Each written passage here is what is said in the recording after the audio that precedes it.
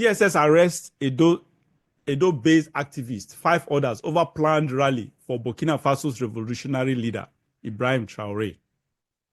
I read, the controversial arrest, which took place on Saturday, May 3, 2025, has sparked outrage among rights groups, civil society actors, and Pan-Africanists across the continent who have described it as a blatant act of political repression and assault on fundamental rights.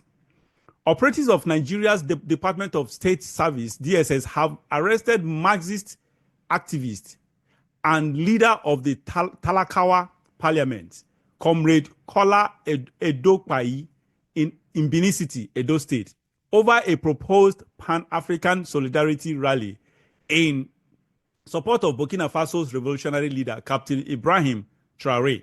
The controversial arrest, which took place on Saturday, May 3rd, 2025, has sparked outrage among rights groups, civil society actors, and Pan-Africanists across the continent, who have described it as a blatant act of political repression and assault of fundamental rights. The story goes on and on and on and on. Okay, all right, Barrister. Now, because this Traoré, Ibrahim captain, first, this is a man who actually took over as a captain, still remain captain. This man, Traoré, is still earning the salary. He refused to increase the salary. He's still earning the salary of a captain, up to date. Now, this man has become an icon in the entire Africa. The entire Africa, this man is so popular right now. You can imagine, so many people didn't know. So many people didn't know about Burkina Faso until Traoré took over. So many people, both globally, I'm not even talking about Africa, globally. Now, that man is so popular now, even in the West. He's so much talked about in the media, in the Western media right now. Now, back to Africa. In Africa, he is the most popular head of state, head of state or president, whatever you choose to call him. He's the most popular. Why? Because he's doing the right thing. Now you can see that Nigeria is, of course, Bola Tinubu knows the implication of that's why the DSS, they are trying to actually shut every mouth that speaks well or that wants to excuse me, that wants to advertise Traoré, because they know, obviously, if they allow such thing in Nigeria, people are doing this now. If they allow such protest, it will actually generate steam that would threaten the powers that the establishment. So now let's talk about this. Talking about this Traoré of a man. Now, this man, honestly, I don't know if you are a historian. I don't know if we have a record of any president that actually awarded or awards contract the way Traoré does. You know, all the road construction. He didn't award these jobs to any company. They are all direct labor. He bought all the equipment, the bulldozers, the excavators, everything for road construction. Bought all the equipments and all the tools and employed the Burkina Faso citizens and their engineers. And they are the ones actually building. So government this is a direct labor. Have you heard of such before? All the massive, what he's trying to achieve is to build 5,000 roads, 5,000 kilometer roads every year. He wants to achieve this, trying to achieve that. Before now, Burkina Faso had only 3,000 kilometers from inception. You can imagine all together. That's what they've had all these decades.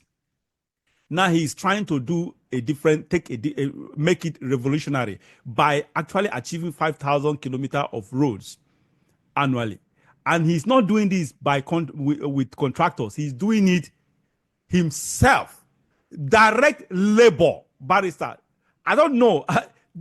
People keep saying that government cannot, but these are things that government cannot handle. That if you try to do this direct labor, the civil servants the corrupt civil servants will just be all over the place. The project will not succeed. This man is building everything he's doing it by direct labor.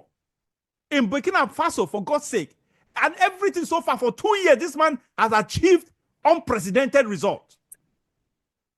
For God's sake, Barrister, I don't know if you have had any president who does this, who did or does who administers governance in such a manner. Very prudent, not living living very simple life. Like I said, he's still earning his captain salary.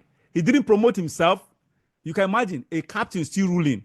Other coups, the moment they overthrow, the next thing they promote themselves to general. He still remain the captain, still earning the same captain salary, still living a low-key life, and not dealing with contractors, dealing with government direct labor. And Burkina Faso, look, this man, the citizens of Burkina Faso, they sleep on the streets to protect this man, to make sure this man is still in power. These people are, the man has massive support from the population. The population are the ones working for the government and for the country. Barrister, what's your take on this? Well, Burkina Faso has given us two charismatic young men. The first was Captain Thomas Sankara. Sankara, yes. Unfortunately, he was cut down before we could see his true destiny. I happen to be one of those who say that Captain Traoré has come in the mode of Thomas Sankara. I agree with you. And he has made Burkina Faso a shining light, not just in Africa, but on the world stage. You needed to see yesterday's victory parade in Moscow, how President Putin of Russia received him as a leader of a country. And when you look at how tiny Burkina Faso is, honestly, in comparison to countries like Nigeria, countries like China and the rest, and the kind of respect that a whole president of Russia had to give a very young boy, president, you just like it. And what is happening in Burkina Faso has become a threat, a big threat to the traditional corrupt, conservative manipulators of the West African sub-region, and by extension, the whole of Africa. So you see panic. They are actually in a panic mode now because they are afraid of what happened in Burkina Faso to repeat in Nigeria, to repeat in Ghana, to repeat in other countries, not just in West Africa, across the board. Remember, Captain Traoré played a key role in the coup of January 2022 that brought in removed the civilian president Kabore from power. He did not take power himself. They brought in another military man, Henry Sadonga Damibia. Then back in September, he led another coup, now took over power by himself. And before leading that coup, he was commander of an artillery regiment that gave him, at that young age, 20-something, then. So this is a man that the entire youth and also even adults are admiring in the African continent today. All the youth admire the man as the kind of leader they want in their country. So it is not surprising when somebody wants to organize something in Nigeria in support and the government panic. The security agencies are in panic mode. They have activated their panic mode. They have to nip that in the bud. They have to arrest the person. But what they don't know is that that is just a small issue. The entire country, the entire youth of Nigeria, the entire youth of West Africa, in fact, the entire youth of Africa are yearning for such leadership in their countries. We have talked on our platform, on this show repeatedly, the kind of leadership, the kind of patriotic military government or dictatorship that will move Nigeria forward. Of course, this is things that are being whispered all over. The only thing is that we have the courage to come on air and speak it out. But behind others are whispering it, we need that kind of person. We need that kind of person. in Nigeria, he is the one that will clean up the country. So it's understandable when you see the government in panic mode. Somebody, what is wrong with somebody organizing something to celebrate a good African leader? If it is not panic that will cause them to go and arrest that person and detain him and ban that celebration. Let me just read out a few of the achievements of Captain Traoré for benefit of viewers. Yeah, please go ahead. Some of them who do not know, they have been hearing that this young man is doing a lot, but maybe they do not understand the full details. I will just point out a few of this thing. You know, we have discussed before that Africa is being milked for its natural resources, yes, without getting benefit. We mine our minerals here, we grow cash crop and send them to Europe and America, and they process this thing and it returns to us at 10 times the cost. So we, the producers, are not getting a real economic benefit. He has stopped that. He has built 2 cotton processing plants. And when you are talking of 2 cotton processing plants, know that Burkina Faso is a small country. So they are not exporting cotton again. They are processing it in Burkina Faso. This is what we have been calling for. Stop the exportation of cash crop.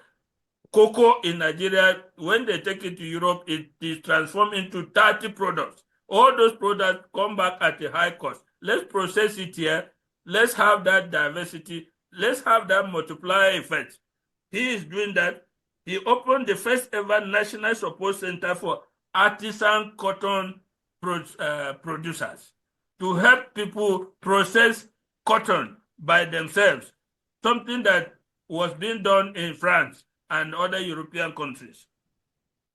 As a result of his action in the 2 years that he took over, the GDP of Burkina Faso has grown from $18.8 billion to $22.1 billion.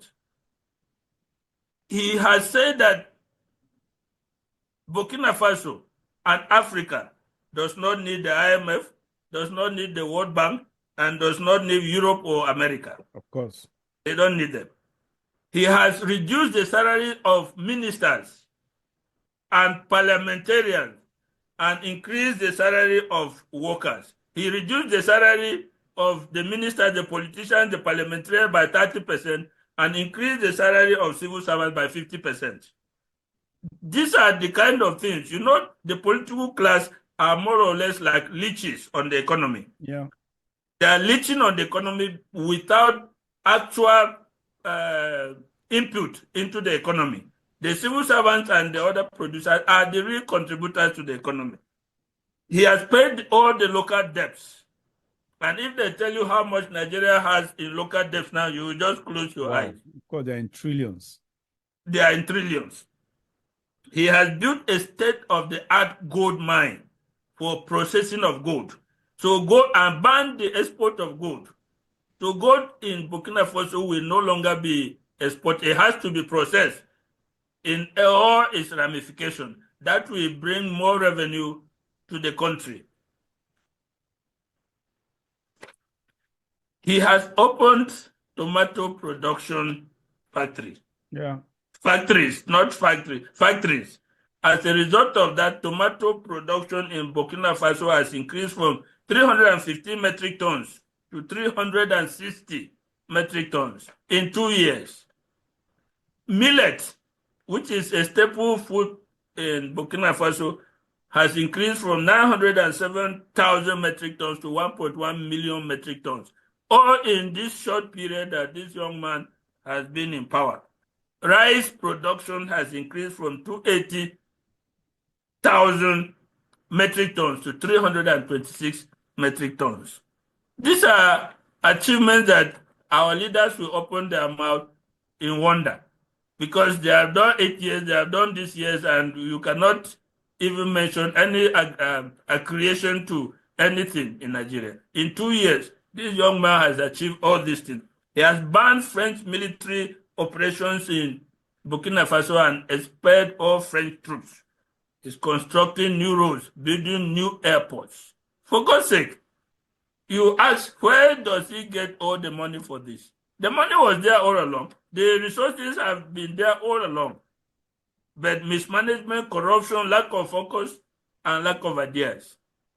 That is the threat that this man poses to corrupt, ineffective African regimes like our own regime in Nigeria. And that is why you see them going to arrest somebody who wants to celebrate a success in another country. Thank you so very much for that, for just what you just, that robust submission you just made. All right, now coming back to Nigeria, this is the reason of what you just pointed. You talked about, you mentioned politicians. You talked about politicians, which include and political appointees. You see, that is a problem with democracy. If military rule can be this exciting in Burkina Faso, and for Burkina Fasoans, I don't know how to actually refer to them. If it can be this good for them, why can't it be good for us? This is the reason. For decades, honestly, I have been a very strong, passionate, and aggressive advocate of military rule, because I know that it is only military rule that can actually correct. The only thing is that Nigeria has been very, very unfortunate. Been very unfortunate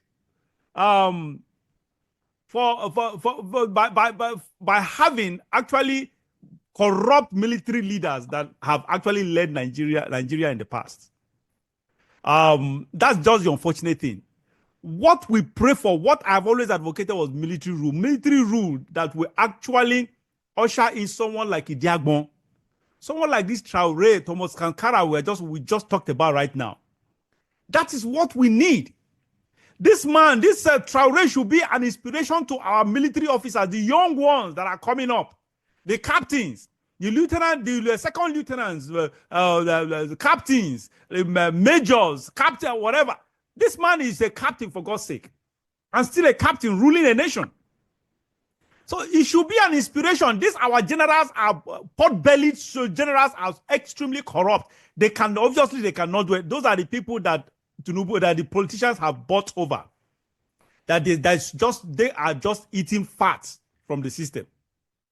That's just the reality. So they can't do anything. They are complacent. They are complicit and complacent. They are indifferent. Well, they don't care about what happens to Nigeria and Nigerians, as long as they are benefiting from the corruption. So I'm not talking about, when I talk about military, I'm not talking about the military top brass. I am talking about people like Traoré, the young ones, the ambitious young officers. And Barrister, I know we've talked about this. Don't tell me that military coup will be difficult. But it will be difficult, but not impossible. We've talked about this before. You've enumerated reasons why it is almost impossible, if not impossible, to actually carry out a successful military coup in Nigeria. Look, let me tell you one thing.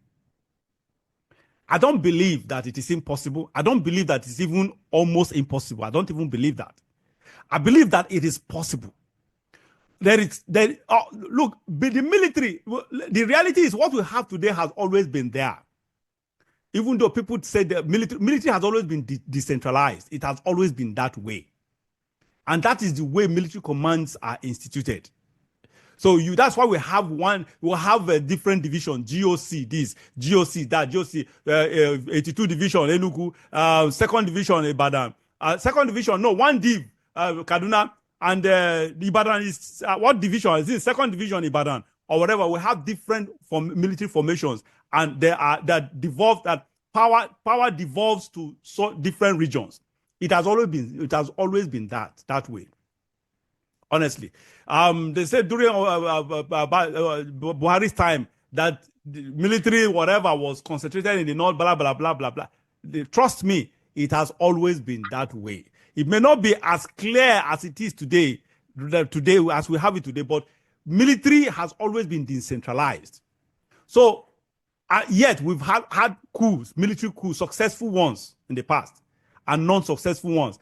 Look, Oka would have been, honestly, that man was so stupid. It was so stupid. The intention, the intention was right, but the implementation was wrong. Now, okay, no, the intention, part of the intention was wrong, because you just can't be plotting coup, and in the middle of the coup, you just start dividing Nigeria. Nobody would. Okay, if not that issue of division of Nigeria, that nonsense. I believe Oka didn't do that in his right frame of mind. I think he was on drugs. That's my suspicion. But when that thing happened, I said, what? This man, no sensible man will do that. Nobody will do such a thing. How can you just come with such an announcement when you have not succeeded? The coup was still in the process. You just came up announcing nonsense and stuff. So that was what actually killed that coup.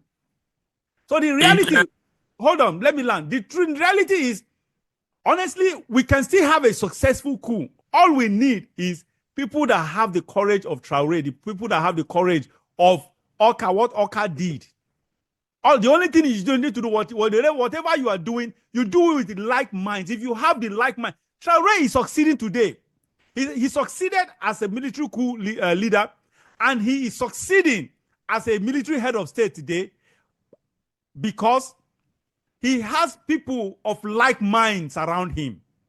The same military cabal, he has like minds. We have the same people in the military, Nigerian military too, that have the same like minds. All they need to do, this ambitious young officer, all they need to do is they know each other. All of them, they pass through NDA. They know each other. They know who is who. They know where everyone stands. All they need to do is to build their network of like minds in the entire region of Nigeria. If you get your like mind, coups it's not just one day plot. It takes time. All you need to do is to do your homework, spread your tentacles, spread your net, and get the like minds together from all regions. That the moment the trumpet is blown, everybody does what he's supposed to do, what is assigned to do. And that's just it. That was what Oka did. Oka did it, but unfortunately, when he started that stupid announcement, that crazy announcement, Ibrahim decided to pull out and rejected the whole thing because that wasn't the plan, the game plan. Because I believe that Oka had a different intention, different from what they agreed on, and that was why that coup failed. Go ahead. You wanted to say something, Barrister? No. What we heard was that the Oka statement was he wanted to make a statement. At that time, the coup had already failed. Within the knowledge of the organizers and the operators, the coup had failed at that point. So what he wanted to do was to come out with make a statement. It was not as if that was his intention, original intention. The original intention. So he just wanted to pour fire. After they realized that they had failed, he had to make a statement, put out a statement for Nigerians. And that's what the speech was about. Although a lot of Nigerians did not know. Initially there was jubilation when... Yes, of course. We all jubilated. Babangida had been removed. There was jubilation throughout. Of course. But as soon as what we didn't know on the outside, what people didn't know was what was happening in Lagos. The coup had already been suppressed. Yes. And at the time people heard the announcement, because he took over the radio station. And by the time, in all the other aspects, the coup had been suppressed. And the loyal troops were now sent to the radio station to finish up. So he had to make that statement to show the Nigerian people what they had in mind, a glimpse of what they had in mind. But by the time the rest of the country heard that, people who were jubilating also stopped, because it was a complete surprise, and it took everybody apart. And people knew that if you are doing this and you say this thing, it will not work. But actually, it had already failed at that point. All right. Anyway, the truth is, like I said earlier, what is happening in Burkina Faso can be replicated in Nigeria. Nigerians, especially officers, you just have to do so. Democracy cannot work. This is the problem. You made mention of politicians. This is the problem. It is too expensive. National Assembly, look, Nigeria is, as far as I'm concerned, technically bankrupt. We are operating under bankruptcy because the truth, I have said it earlier. If your expenditure is higher than your income, you are bankrupt. That is just, forget about the economic gymnastics, the economic projection we get every day. Those are just cooked up projections. Those are just manipulated projections. In reality, we are expending more than we are earning. That's just the reality. So we are bankrupt. So under such dispensation, under such scenario, we can never experience any kind of growth in any facet. That's just the reality. So the only way we can experience growth is to shut down this crazy stuff, this sham we call democracy, that we are not even operating, we are not even practicing it the right way. So we should shut down this sham democracy, shut down National Assembly, bring sanity to the polity, shrink the government, shut down the entire, all these appointments and appointees, shut down the entire, look, we have an over. When I say over, is when you're using that word, over is an understatement. If there is a word that is above, far above over, that is the word we should use. That Nigeria is over bloated. Our administrative capacity is over bloated. It's overwhelmed, outrightly overwhelmed.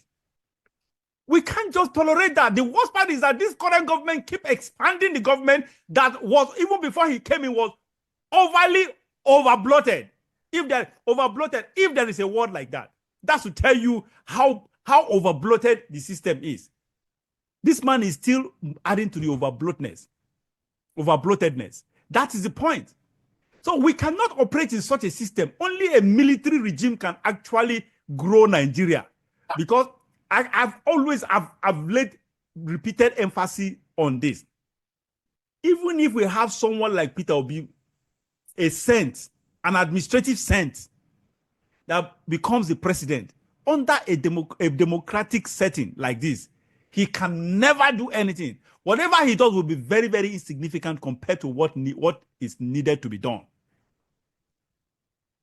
Because the politicians will frustrate him. So we need a military dictator who will dictate things.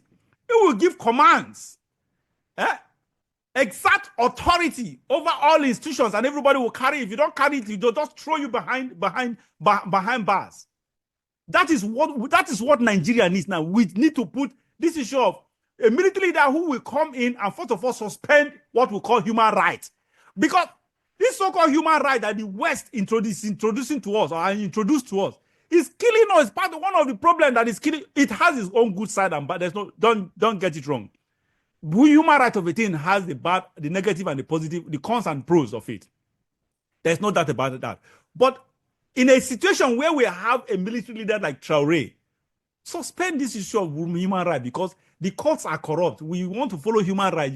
People will begin to go to court. The head of state wants to do something, gives an instruction, want to carry it. So someone will go to court to stop it, for God's sake. Or someone commits corruption, or someone steals money, and the next thing goes to court when government, what nonsense that back and forth they do with EFCC. The person will eventually go scot-free, or probably we talk of plea bargain.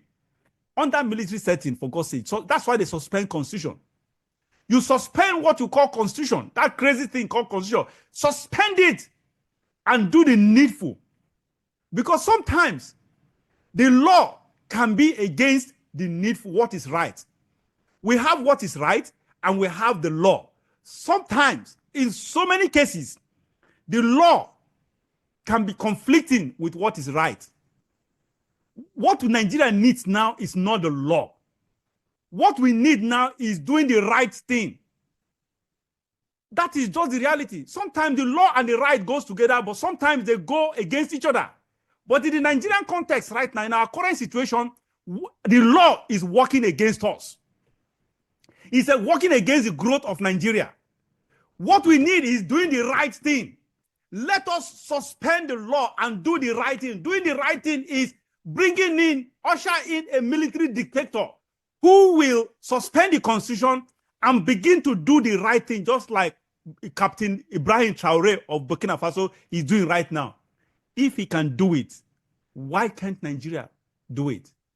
Nigeria can do it. We can achieve that. Look at what the man is doing. In 2 years, which democratic setting will achieve the kind of success Barrister Manta just enumerated now? The success of Burkina Faso by Captain Ibrahim Traoré. Which democratic in 2 years, no democratic setup can achieve such thing in 2 years. Only a military dictator can do that. So if we need a drastic change in Nigeria and for Nigerians, honestly, a military dictator is the right way to go. And look, military coup, there's no doubt about that. The Nigerian system is so complex that a bloodless military coup will be almost impossible.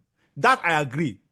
A bloodless military, there's no doubt, as complex as Nigeria is, a military coup definitely will actually end up in bloodshed. But it will be a minimal bloodshed compared to a revolution by the people. If the people if there is a revolution by the people, the entire street will be painted, will be flooded with, unfortunately, human blood. So we don't want to go. That's the second option, but we don't want to go there. So I better will go with the military option, which obviously, as complex as Nigeria, like I said earlier, it will attract blood, but at least minimal, because there will be resistance.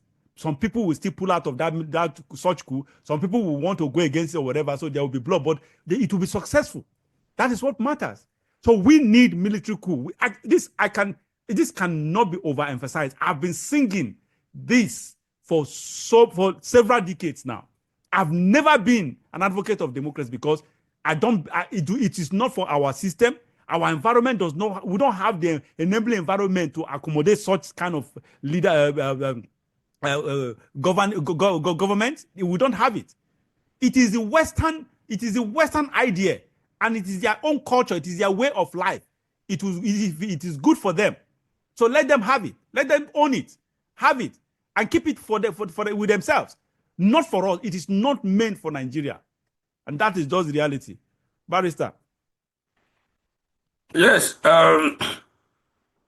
me and you, we have agreed that what we are running now as a system of government is a sham. It's not right for the country. It's not going to bring any progress to Nigeria.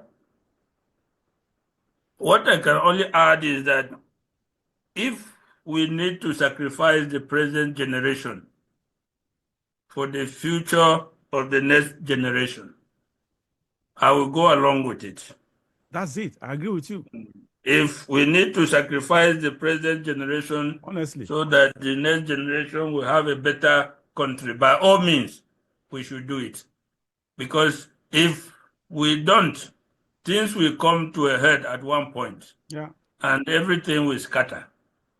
It will be worse. That is my final take. All right. Thank you very much. And that's just the point.